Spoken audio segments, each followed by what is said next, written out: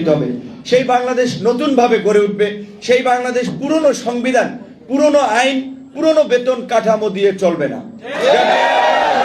আমরা পরিষ্কারভাবেই বলেছি, আমরা নতুন সংবিধান রচনা করতে চাই, আমরা উপনিবেশিক আইনগুলো বাতিল করতে চাই, উপনিবেশিক প্রথাগুলো আমরা বাতিল করতে চাই। এখানে হাস্যকর এটা যে একজন আপনার এই টিফিন ভাতা 200 টাকা, একটা ধরেন এখন টিফিন মানে কি আপনার একটু হালকা নাস্তা খাওয়া, তাহলে একটা স্যান্ডউইচ কিনতে গেলেও 40 টাকা লাগে, তাহলে এটা তো এক সপ্তাহও নাস্তার টাকা না। তাহলে এই যে সেই মানদাতার আমলে রেখে গিয়েছেন আর এটা পরিবর্তন করে নাই। আর আমাদের আরেকটা দুর্ভাগ্য হচ্ছে, আমাদের যে কোনো অফিসে, আদালতে, প্রতিষ্ঠানে যারা উচ্চ পর্যায়ে থাকে তারা শুধু নিজের সুযোগ সুবিধাটাই দেখে। তার রুমে একটা গদিওয়ালা চেয়ার লাগবে, একটা এসি থাকবে, বাথরুমের মধ্যে 3টা টাওয়াল থাকবে, বিভিন্ন ধরনের সুগন্ধি থাকবে। আর যারা কাজ করে তারা যে ভাত খাইতে পারতেছে না ঠিকঠাক মতো, একটা ভালো পোশাক পরে আসতে পারতেছে না সচিবালয় কিংবা তার প্রতিষ্ঠানে, সেই দিকে আসলে তাদের নজর নাই। বিভিন্ন সংগঠনের অ্যাসোসিয়েশন আছে, ধরেন পুলিশ সার্ভিস অ্যাসোসিয়েশন আছে, আপনারা দেখেছেন গত কয়েক বছরে তাদের বক্তব্য বিবৃতি রাজনৈতিক নেতাদের মতো ছিল। এইটা কেন করেছে? স্বরাষ্ট্রমন্ত্রীকে বোঝানোর জন্য যে আমরা সরকারের পাশে আছি, বিরোধী দল সাইজ করার জন্য আমরা আছি। কাজেই সরকার যখন ভাবে যে পুলিশ সুপার, এসপি, ডিসি এই উচ্চ পদস্থ কর্মকর্তারা থাকলে এসআই কনস্টেবল দিয়ে আমার কি দরকার, ঠিক একইভাবে সরকার মনে করে মন্ত্রণালয়ের সচিবরা থাকলে আর বাকিদের আমার কি দরকার। কিন্তু এই যে আপনারা বঞ্চিত হয়েছেন, এইভাবে প্রত্যেকটা শ্রেণীতে, প্রত্যেকটা অফিস আদালতে বঞ্চিত হয়েছে। আমি কি বলেছি আপনাদের এই প্রোগ্রামে আসার আগে, আমি আরো একাধিক প্রোগ্রামে, টেলিভিশনের টকশোতে বলেছি যে আমরা বর্তমানে বা অনেকদিন ধরে সব মহলের যে কনসার্নটা ছিল যে বাংলাদেশে সমাজের প্রতিটা সেক্টরে দুর্নীতি ছেয়ে গেছে, দুর্নীতি সমাজকে গ্রাস করেছে। কাজেই দুর্নীতি রোধ করা না গেলে, দুর্নীতি মুক্ত করা না গেলে সুশাসন কিংবা সুন্দর বাংলাদেশ বিনির্মাণ করা সম্ভব না। তাহলে একজন মানুষের 15,000 টাকা বেতন দেয়া কিভাবে আপনি বলবেন যে তারে সৎভাবে চাকরি করতে, কিভাবে বলবেন তাকে অনিয়ম করতে? আমি ব্যক্তিগত আমার নর্মাল সেন্স থেকে আমি বলেছি, ন্যূনতম বেতন সর্বনিম্ন স্কেল হওয়া উচিত 20,000 টাকা। এখানে তো বেতনের স্কেল 8,200 টাকা, সব মিলিয়ে ভাতা টাতা মিলে হচ্ছে 15,000 টাকা। এখনকার বর্তমান বাস্তবতায় একজন শ্রমিক, ধরেন যারা একেবারে যেটা বলে খেতে খামারও কাজ করে কিংবা ডে লেবারার, সেও কিন্তু 600 টাকা 700 টাকা তার মজুরি নেয়। অবশ্যই তারাও হাড়ভাঙা পরিশ্রম করে, আপনিও তো পরিশ্রমটা একইভাবে দিচ্ছেন। তাহলে আপনার যে মানে এইটা তো আমাদের স্বীকার করতে হবে, বাংলাদেশের আর্থ সামাজিক প্রেক্ষাপটে মানুষ মনে করে আপনি এক সরকারি চাকরি করেন। আমাদের দেশের যেখানে আপনার অধিকাংশ মানুষই নিম্নবিত্ত, মধ্যবিত্ত, কাজী তাদের একটা চাকরিজীবী লোকের প্রতি তার আত্মীয় স্বজন, পরিবারে নানান রকম একটা প্রত্যাশা থাকে। এইটা সামাজিক বাস্তবতা, এইটা আমাদের অস্বীকার করার ওয়ে নাই। সো আপনি এই সমাজের সাথে তাল মিলিয়ে চলার জন্য তো আপনার বাধ্য হয়ে দুর্নীতি কিংবা অনিয়মের সাথে ইনভলভ হতে হচ্ছে। তো অবশ্যই আশা করি যে সরকার, বিশেষ করে এই সরকার পলিটিক্যাল সরকার না, কাজেই তাদের পলিটিশিয়ানদের মতো ধান্দাবাজির চিন্তা ভাবনা নাই। প্রথম আমি যেটা বিশ্বাস করি যে তারা এই পে স্কেল রিভিউ করে স্ট্যান্ডার্ড একটা নবম পে স্কেল তারা দিবে। বিশেষ করে আমি এখানে প্রথমে দেরিতে আসছি, আমি ক্ষমা প্রার্থী যে অনেকগুলো মানুষ কষ্ট করেছেন এই রুমে গাদাগাদি করে গরমের মধ্যে। কিন্তু আমি যদি আপনাদেরকে বলি, আসলে আমি জেল থেকে বেরোনোর পর 6 তারিখ আমার দুটো বাচ্চা, তারা দেখা যায় আমি অনেক সময় সকালে মানে বের হই, ঘুমাই, রাতে যে আমি 2টা 3টা 2:30টার দিকে তাদের দেখা পাই না অনেক ক্ষেত্রে, তারা সকালবেলা বাবাকে খুঁজে। তো আমি আমার পরিবারকে আসলে সময় দিতে পারছি না। টু বি অনেস্ট, দেখেন আমি একটু মানে সেলুনে যাবো, একটু চুল দাড়ি কাটাই দিই, এই টাইমটা আমি বাইর করতে পারছি না। টু বি অনেস্ট বললাম যে আমি মানে আমি অনেকগুলো বিষয়ের মধ্যে এনগেজ আছি, যার ফলে আমার নিজের চেয়ে আমি বাইরের মানুষের স্বার্থের বিষয়টাকে প্রেফারেন্স দিচ্ছি।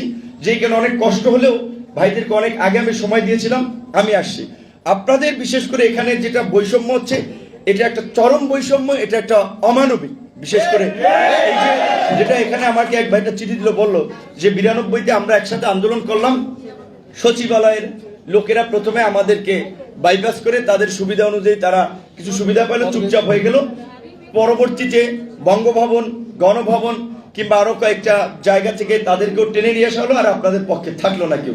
তো এই যে আমাদের মধ্যে মানে স্বার্থপর চিন্তা ভাবনা, দেশের বৃহত্তর স্বার্থে ক্ষুদ্র স্বার্থ ত্যাগ করতে হবে। আমি কেন ভালো থাকবো, আমি সবাইকে নিয়ে ভালো থাকবো। আমাদের দেশের এমপি, মন্ত্রী বলেন, সচিব বলেন, তাদের বুকের ব্যথা হলে অনেকে সিঙ্গাপুর চিকিৎসা নিতে যায়, থাইল্যান্ড চিকিৎসা নিতে যায়, লন্ডন চিকিৎসা নিতে যায়। আমার আপনার সর্বোচ্চ শেষ ভরসা প্রাইভেটের মধ্যে ধরেন যদি যান ল্যাভিড, পপুলার, ইগনেসিনা, তারপরে আবার প্রাইভেট হসপিটালগুলোতে না, যেটা বলছি যে যদি প্রাইভেট ধরেন, আর ঢাকা মেডিকেল সহ সরকারি হসপিটাল তো আমাদের সেখানেই লাস্ট ভরসাটা যেতে হয়। সেই ঢাকা মেডিকেল যদি দেখেন, আমার মনে হয় পৃথিবীতে কম এরকম হসপিটাল আছে বারান্দায় মেঝেতে মস্তিষ্কের খুলি বাইর করা ওই রুগী বারান্দায় ভর্তি। এখন ঢাকা মেডিকেল কেন এই লোকগুলোকে নিচ্ছে?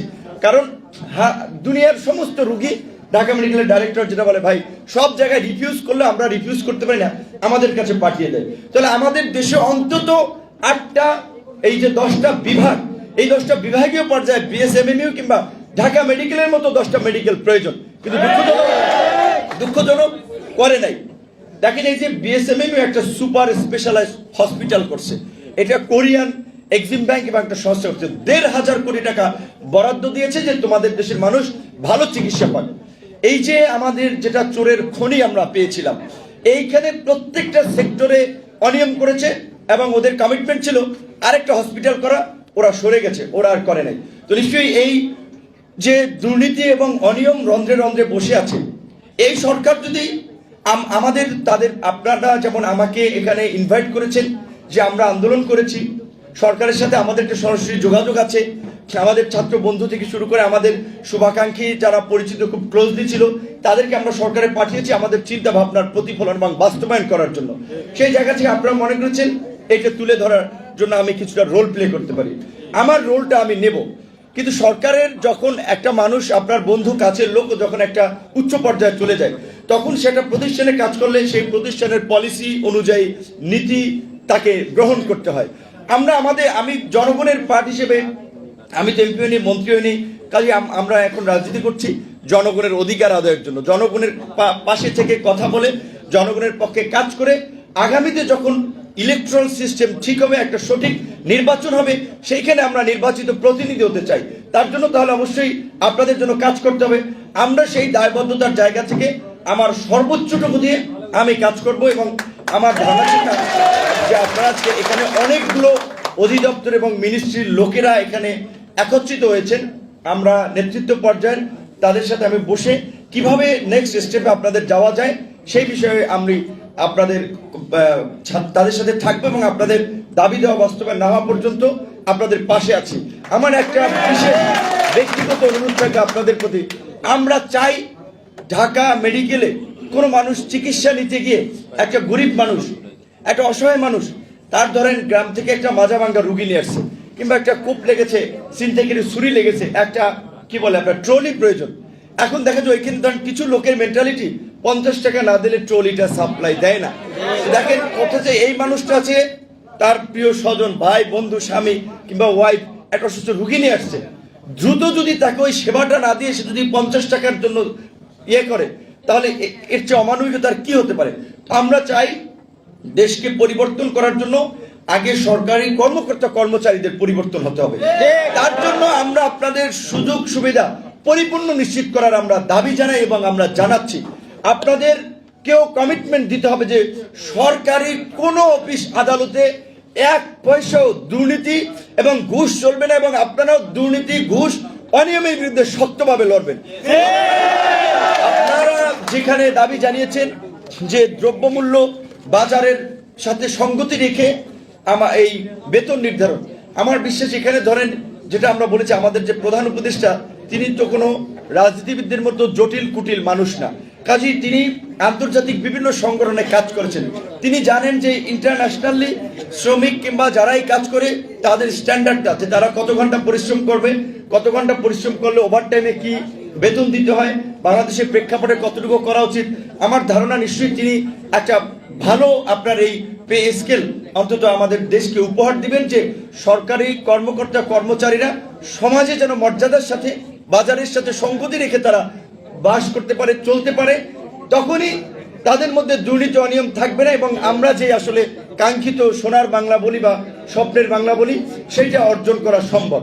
এই বাংলাদেশ বিনির্মাণে সরকারি কর্মকর্তা কর্মচারীদেরকে আসলে বিশেষ করে গুরুত্বপূর্ণ একটা দায়িত্ব নিতে হবে।